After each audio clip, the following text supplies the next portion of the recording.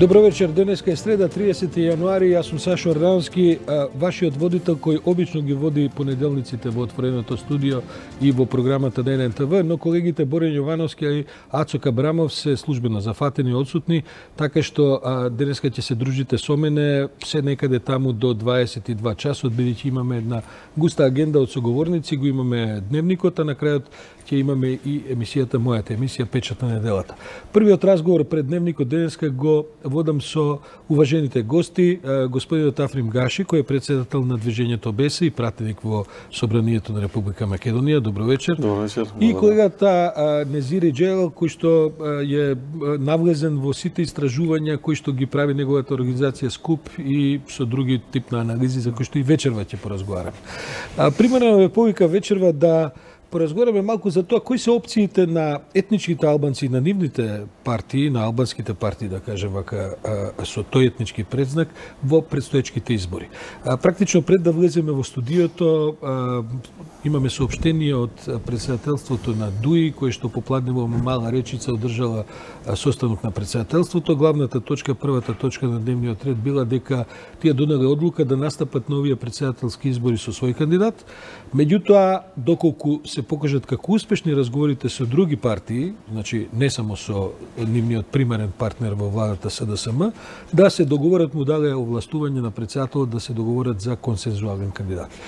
Значи, веднаш да ве прашам, дали е консензуалниот кандидат концепт кој што вам ви се чини прифатлив, добар или можеби лош од демократски аспект за председателски избори во Македонија? Африм, како изгледа оваа?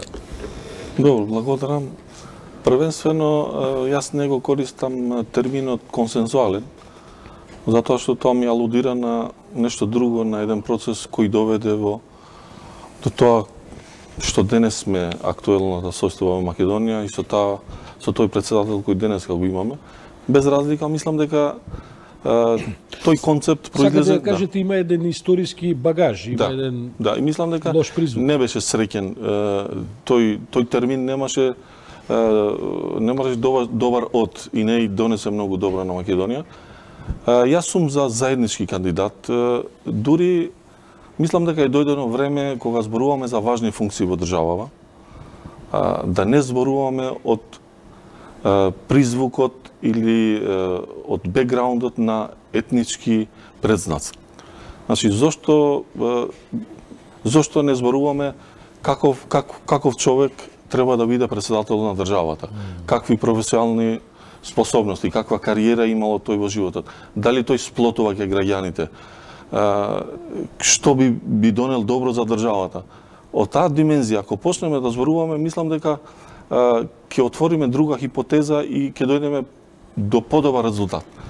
Ако се уште и председателите на државата, премиерите и сите работи ги етнизираме, после тоа доведува и до крајно етнизирање на општеството, што мислам дека не е време веќе да живееме во тој...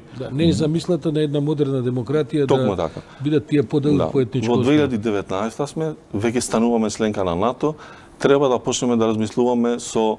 Можеби ова што го збораме авангардно, кај албанците не очекуваат од еден лидер на албанците да зборува вака, но јас мислам дека треба смело да настапуваме и да го кажуваме тоа што е навистина добро за сите граѓани.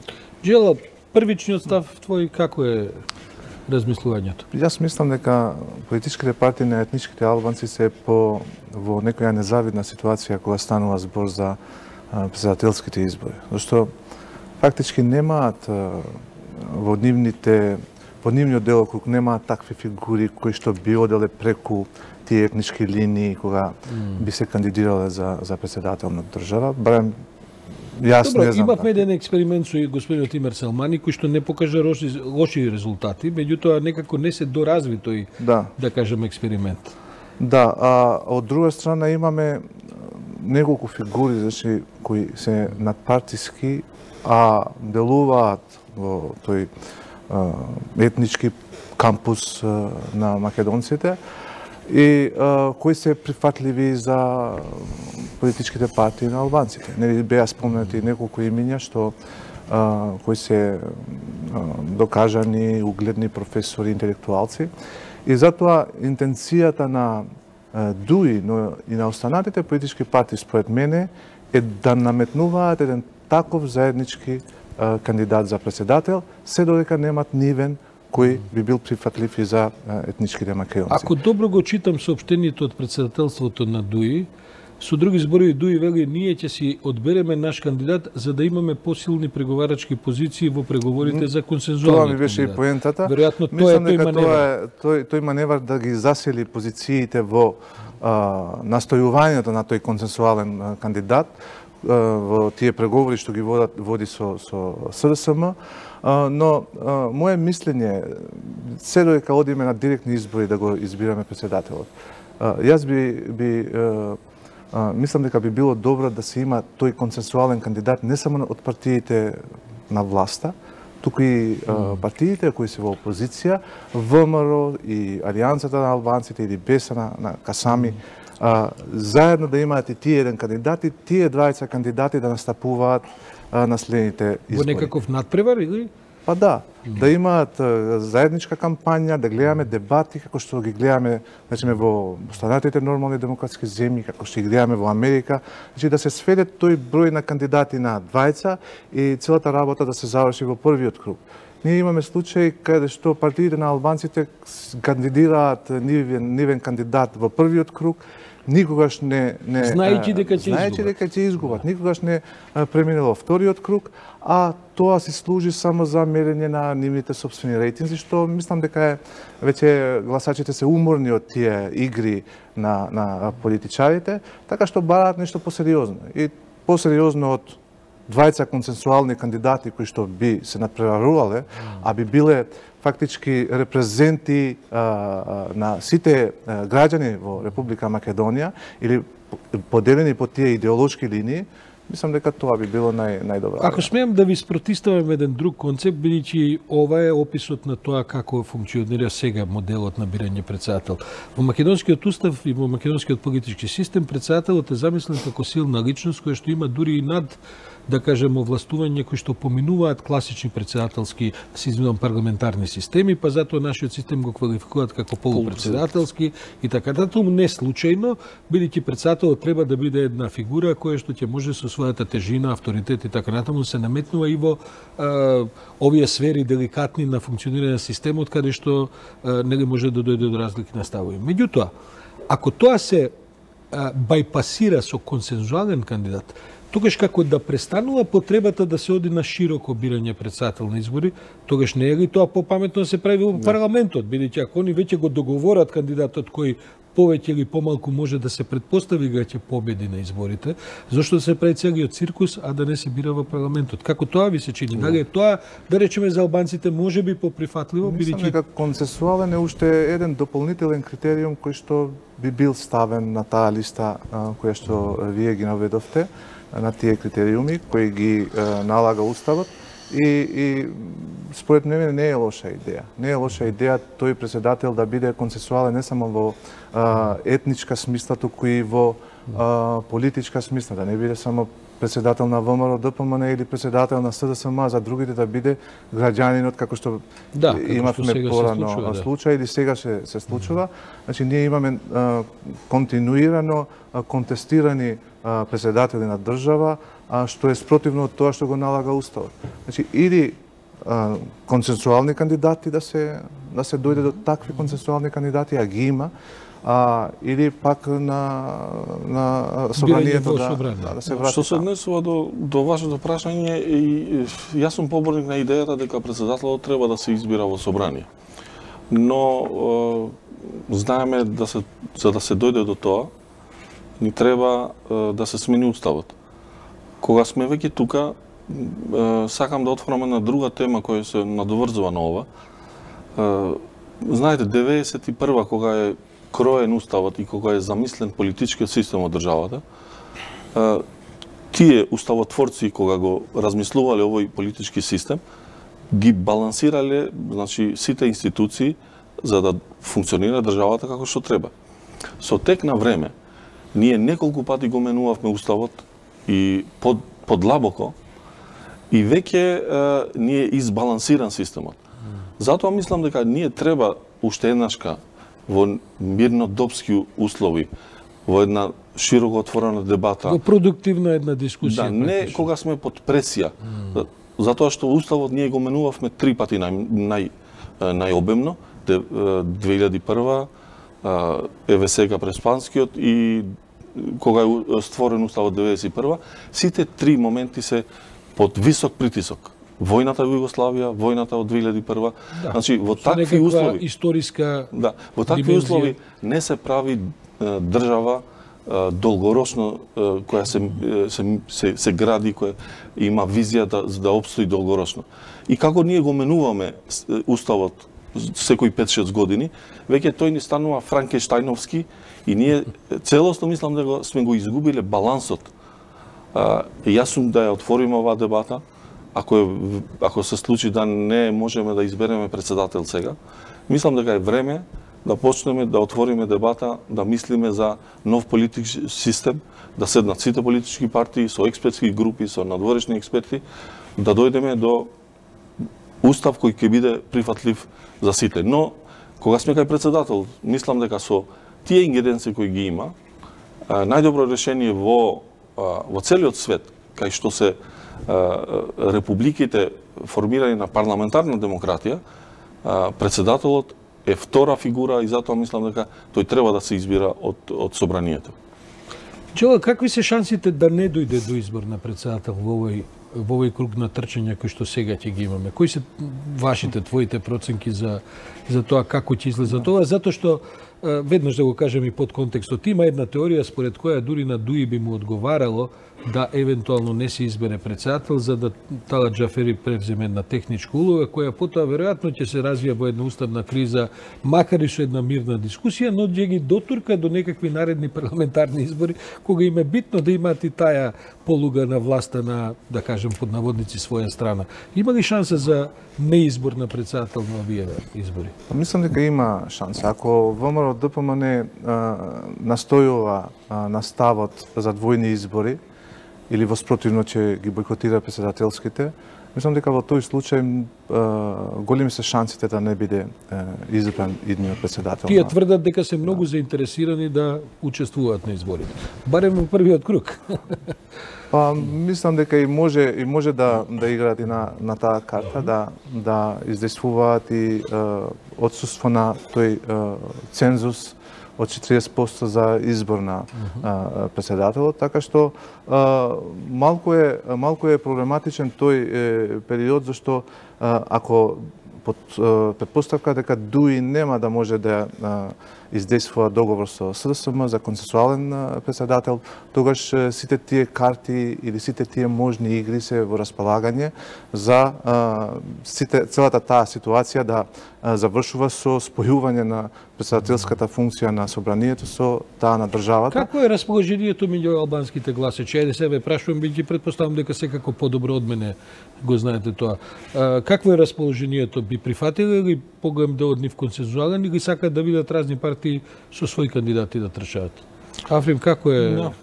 Па, мислам дека се креираат услови во државата да прифатлива личност за сите заедници во држава, исто и за албанците, да може да се изгласа, да се подржи од првиот круг. Но секако за тоа треба да биде многу е битно која е личноста. Значи, ако имаме луѓе кои несреќно давале несреќни изјави во минатото и кои креирале негативен багаж кај албанците, и тоа представува тие луѓе се ставени во негативен контекст и креираат негативна перцепција за тие луѓе, и на нас, лидерите на политичките партии, ќе ни биде тешко да ги убедуваме да гласат за некого. Значи, но луѓето кои се спомнуваат, неколку кандидати, мислам дека може да поминат, но еве да чекаме и да видиме. Сепак мислам дека сите полека треба да допринесеме за едно покохезивно општество во државата. Вие како мала партија што ќе биде вашиот став? И во едната и во другата варијанта, например. Добро, јас не се согласувам прво дека сме мала партија. Сега Да, минатите избори вие кога бевте обединети имавте значајни освоени гласови, дури се приближивте и го загрозивте и Дуј, ако не слажам некака 60 на 1000 имавте освоени, а Дуј имаше 80 и колку имаше нешто. Така што тоа е еден драматичен отскок, дури мислам на изненадување сите, па можеби и ваше. Ама во меѓувреме и вие се расточивте. Сега од таа позиција како гледате на во ред, значи тоа се бројките, ситуацијава ја прифаќаме таква како што е, ќе видиме наредни избори како ќе биде, но видете, прво лично јас и луѓето околу мене, тие што го градиме овој концепт на политичката партија, сакаме да донесеме нешто ново во политичката сцена во Македонија и сакаме да направиме еден отскок. Тоа може и тешко и да не чини во албанскиот политички блок, но убедени дека тоа ќе ја направи државата покохезивна, општеството покохезивно, државата пофункционална и подобра и затоа мислам дека смело ќе чекориме кон оваа цел. Незири, има една да не има нешто за интервенција за расположението на моја перцепција е дека повеќето од гласачите се свесни дека таа циркузијада од не знам да се кандидира некои од личностите во партијата за да се не знам да ги мерат рейтинзите кои според мене не се толку меродавни на претседателските избори, мислам дека нема да помине и баш добро.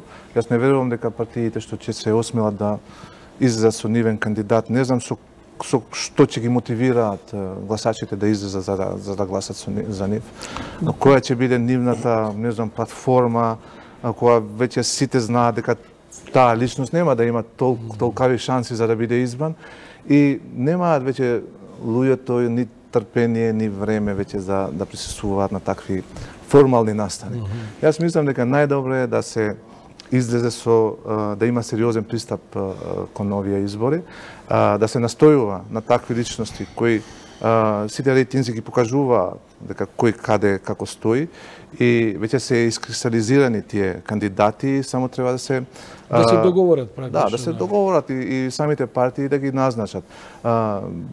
Тука треба да се земе предвид и таа борба, војна помеѓу фракции внатре во политичките партии, во СДСМ, во ВМРО, ДПМН, во ДУИ, жестоки се тие сега. Така што таму уствари се поинтересни изборите отколку мое мислење е дека фракциите и самите политички партии кога се работи за претседател на држава, особено по овие два мандати кои што ги поминавме со актуелниот, треба посериозно и позрело да размислуваат за идниот претседател. Така што нема многу време за такви политички операции, мерење на рейтинзи и така натаму. Гаш? Само едно поинта тука да додам. Прво, сакам да кажам дека јас имам отворена комуникација со премиерот, често се гледаме на оваа тема и преку ваков процес мислиме дека треба да заеднички да дојдеме до тој кандидат. Второ, сакам да ја потврдам тезата со еден пример на Джелал во врска со мерење рейтинзи. Примерот со Имер Селмани. Прво, Имер Селмани го гласа многу граѓани не како албанец, туку како одлична личност, добар министер и така натаму. И второ, истовремено на тие избори он имаше 140.000 гласа, а неговата партија имаше 50.000 гласа. Да, тој некој... Што значи не може да се поистоветат бројот на гласовите на претседателскиот кандидат со партија. Јас дури затоа и мислам дека дури без разлика на, да кажам, предпоставените шанси на некои аутсайдери, во политиката вреди да се трче понекогаш и заради каузата, вреди да се трча заради принципите. Да. Вреди да се трча да се понуди некаква опција на луѓето која што не мора да биде неопходно победничка, но може да биде влијателна во некакво дооформување на... Инаку би се свела, инаку сето тоа на договори во канцеларија позади сцената, кој само ќе ни соопштат дека Африм Гаши е новиот претседател на Македонија. Токму тоа, ако ние би излегле, затоа што разговараме и ние во партијава што ќе правиме, значи има аргументи во наша страна за ние да кандидираме претседател. Ако го направиме, тоа е токму заради овие причини. Значи, ние мислиме дека еден дел од вредностите во општество кои слабеат или значи се помалку ги има во општество, мислиме дека треба да излезе тоа јавно некој како партија, како во претседателски избори, некој човек кој ќе биде носител на тие вредности, да ги промовира тие вредности. Знаејќи дека би изгубиле, но самата промоција на тие вредности, да се збори за морал, знаење, образование, економија, битно е во општеството. Впрочем, БЕСА е формирана тук само заради оваа причина. Ние бевме многу млади луѓе, без никакво политички бекграунд, но излеговме затоа што верувавме дека треба во општеството некој да збори за тие вредности. А ако веќе настапувате неискрено кон гласачите, јас мислам дека во Македонија имаме високо едуцирани, политички едуцирани граѓани. Значи, не може да ги лажете граѓаните. Ако излеземе заради таа причина, ќе треба да ја кажеме причината, а не дека ќе победиме. Затоа што ако ги лажете, граѓаните точно знаат кој може да победи, не, и они не гласаат за човек кој губи. Се подсмевнувам, бидејќи сека желал да го прашам, кој е маневарскиот простор на ДУИ да ги лаже граѓаните? Таа е сепак најкрупната партија на албанскиот дел на политичката сцена. Има една контроверза во неа, бидејќи се пресели од еден режим во друг режим. При тоа овие партнерите настраdaa на различни начини, иако ќе се опорават, гледам дека судство работи на тоа. Кој е се уште кредибилитетот и маневарскиот простор на ДУИ да може да, како да кажам, да игра разноразни игри и на овие теми за кои што разговараме? Или се веќе кај во јавноста веќе се... Јас мислам дека ако не стигне до консенсуален тоа што го бара кандидат, тогаш и ДУИ ќе биде приморана, зашто веќе опозицијата предводена од Зијадин Села веќе најави дека ќе има свој кандидат. И може би тој предизвик ќе го прифати и ДУИ. Но тоа за мене нема да биде веќе трка за председател на држава, туку трка за да видиме која партија како стои. Да. Но како ќе игра во однос на председателските и идниот председател, јас мислам дека цензусот ќе биде една точка кај што може ДУИ таму да издействува. Тој цензус да не се постигне, под услов и ВМРО ДПМН да ги бойкотираат и избори. Бидејќи гледате, може да ни се случи сценарио во кој што ВМРО ДПМН навистина во првиот круг, ако не дојдат до консензуален кандидат и така натаму, да излезе со победник во првиот круг. Па потоа тоа може да ги дигне амбициите на разни страни, мислам, претпоставам дека и тоа сценарио не е исклучено. Затоа е ова упорно тврдење на ВМРО ДПМН дека сигурно ќе учествуваат на изборите и така натаму, иако секогаш виси можниот бойкот за вториот круг зависно од тоа како ќе се распредели. Тоа што имам слушнато, мислам, по медиумите кои се можните кандидати, јас не гледам дека досега е промовирана некоја фигура која би отишла над тој партиски рейтинг за да биде сериозен кандидат во однос на останатите што се спомнуваат од страна на ДУИ или на СДСМ или на партиите на власта, но сепак може и ВМРО да изненади со некои од тие личности кои исто така би биле прифатливи и за другите етнички заедници и би биле инклузивни во поглед на добивање на гласови. Како ми се чини, еве, за албанската етничка заедница, како се чини, например, Владко Ѓорчев како кандидат? Дали тој има потенцијал да привлече албански гласови? Го кажувам бидејќи тој за сега е на страната на ВМРО единствениот кој јасно кажува дека ќе биде кандидат. Владко Ѓорчев како личност не е познат или нема, да ги прашате сега на анкета албанците што е вашиот став, веројатно повеќето од нив немаат никаков став за Владко Ѓорчев. Единствено што е запамтен од протестите што беа во 97-та година против педагошкиот факултет, но сепак јас мислам дека Ѓорчев во меѓувреме како и сите или повеќето од тие играчи во јавната сфера еволуира. Исто така не бил тоти. Тогаш бил некој да вие помладиви. Ѓорчев исто така мислам дека со потекот на 27 април каде што застана, значи во одбрана на пратениците од останатите парламентарни групи, значи ги бранеше пред тие камери. некако стекна еден кредибилитет, недвосмислено, да. Кој што можеби да биде добар кандидат за претседателските избори, но според мене не е доволен за да биде сериозен во поглед на победа на тие избори. Да, повели Афрем, имаме уште 30 секунди, така што ако е толку кратко, не, само би кажал дека за жал заради лошата политика на Никола Груевски, кај албанците е створена голема негативна енергија кон тој политички субјект и мислам дека тоа не е здраво, ниту за нив, ниту за албанците, ниту за државата и треба они самите најпрво да работат на тоа. Па не гледаме дека нешто се дистанцира и сегашно во ВМРО да поменат политиката на Груевски. Баш инсистираат на кај тие точки. Африм Гашич, Еланезире, ви благодарам за ова анализа што ја направивме. Сигурен сум дека ќе имаме прилика, бидејќи избориве ќе бидат од сега за 2,5 месеци, така му доаѓа за 2 месеци, ќе имаме прилика повторно да се навратиме на овие теми, кои ќе имаме и конкретни, веројатно имиња кандидати кои што ќе бидат во игра. А вам, почитувани гледачи, ви препорачувам да останете со нас. За неколку минути следува централниот дневник на 1 ТВ, а потоа ќе одиме со уште некоја дебата. Јас сум Сашо Ордановски, денеска е среда. Сега сме негде 6 минути до 20 часот. Останете со 1 ТВ.